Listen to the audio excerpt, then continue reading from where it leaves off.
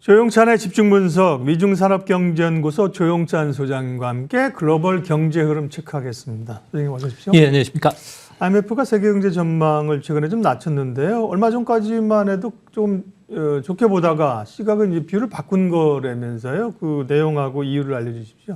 네, 아무래도 2009년 리먼 쇼크 이후에 IMF 같은 경우에는 경제 전망을 상당히 보수적으로 내놨는데요. 네. 아무래도 그 경제 전망과 관련해서 금융위기 부분들 신용 경색이 심화됐을 경우를 대비해서 4가지 시나리오 하에서 경제 전망을 했습니다. 뭐 낙관적으로 금융위기가 없다고 전제를 하더라도 올해와 내년도의 세계 경제는 0.1% 떨어진 올해 2.8%, 내년에는 3% 정도로 봤고요.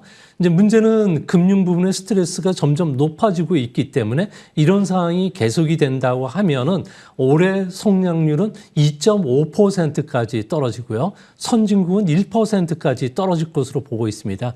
이는 리먼 쇼크 이후에 가장 낮은 성장률이고요. 이제 문제는 25% 확률이지만 대규모 신용 경색이 발생을 했을 경우에는 올해 세계 성장률은 2% 미만으로 떨어지는데요. 1970년도 이후에 처음으로 이제 2% 이하로 깨질 가능성이 있다고 합니다. 이제 세계 경제와 관련해서는 뭐 코로나 문제라든지 또 물가 상승 문제가 아니라 금융시장의 환경 악화가 주요 원인이 될 것이라는 좀 비관적인 전망을 좀 해놨습니다. 예. 저희 프로그램 시작할 때 소장님 오신다 그러놓고 이제 IMF의 경고라는 제가 단어를 썼는데요. 경제 전망 조금 부정적으로 본 거랑 함께 또 IMF가 글로벌 경제에서 경고를 했다. 뭐를요? 예. 네, 뭐 역사는 반복된다는 이야기가 있는데요. IMF 같은 경우는 이례적으로 지금 금융 위기가 네. 1980년대 주택 대출 조합 위기와 매우 흡사하다는 보고서를 냈습니다. 뭐 코로나 팬데믹 기간 동안에 미국 같은 경우는 재택근무가 도입이 됐고요. 하이브리드형 근무를 해서 직장에 이틀만 나가고 3일은 자택에서 근무하는 그런 분위기가 되면서 상업용 부동산 수요가 크게 위축이 되고 있다고 합니다. 코로나 직전에 상업용 부동산과 관련된 공시율이 9.5% 정도가 됐는데 지금은 무려 12.5%까지 올라왔고요. 미국의 200개 도시들 중에 60% 이상은 공실률이 계속 올라가고 있다고 합니다. 이제 문제는 중소은행을 중심으로 해서는 전체 대출의 70%가 상업용 부동산에 지금 묶여 있기 때문에 부실화될 가능성이 크다는 거고요. 또 중소은행들 같은 경우에는 자본금이 100억 달러에서 3천억 달러 정도가 되는데 이 자기 자본을 대부분은 위험도가 높은 그러나 수익률을 많이 주고 있는 후순위채라든지 회사채, 코코펀드 쪽에 많이 투자를 해왔다고 합니다. 이 때문에 IMF 같은 경우에는 중소은행들 같은 경우에는 보유 자산의 평가손이 9% 정도 가까이 나면서 현재 자본 부족 상태에 빠지고 있다고 보고 있는데요. 이 때문에 아무래도 앞으로 6월 달 말 이후에는 이런 위기들이 구체화될 가능성이 높다는 전망 보고서를 내놨습니다. 네.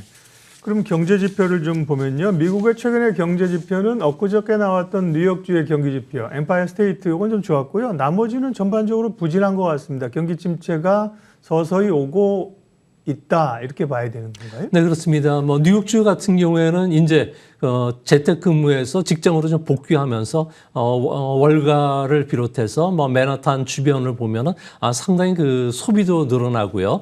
교통량도 이전 수준으로 늘어났기 때문에 뭐 좋아지긴 하지만 미국 전체로 봤을 경우에는 장단기 금리 역전 현상, 그러니까 2년물과 10년물의 수익률의 역전 현상이 현재 1년 이상 진행되고 있는데요. 보통 1년에서 2년 정도 진행이 되면은 높은 확률로 미국 경제가 침체 국면에 빠져들었습니다. 또한 이런 것은 금융 스트레스 지수를 보더라도 현재 1.52%포인트 정도 완화해서 긴축 영역으로 좀 들어갔다는 점에서 네. 올해 성장률은 0.3%포인트 좀 떨어질 가능성이 크고요.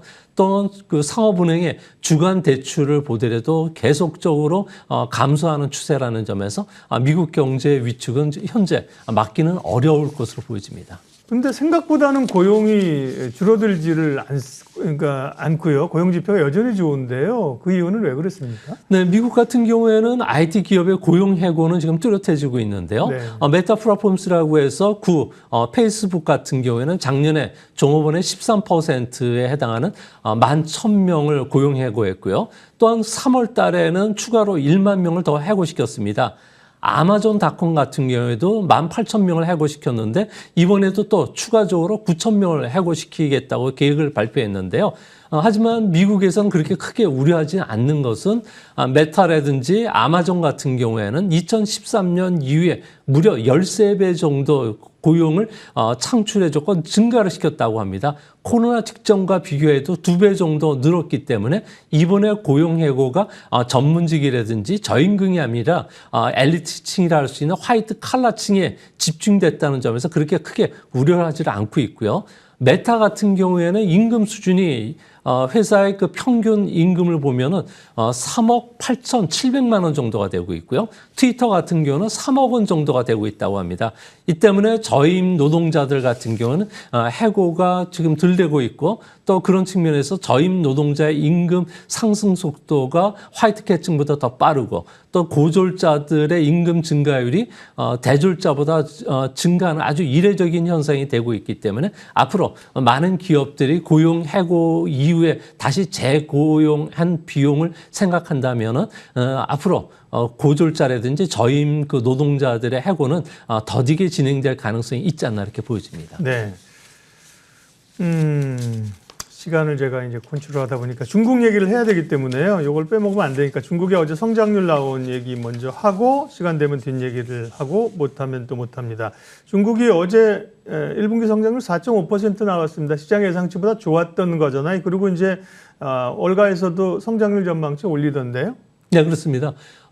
중국 같은 경우에는 성장률이 그 1분기를 기준으로 해서 1년 만에 가장 높았고요. 네. 선진국처럼 연율 기준으로 하면은 무려 9.1% 놀라운 성적을 보였습니다.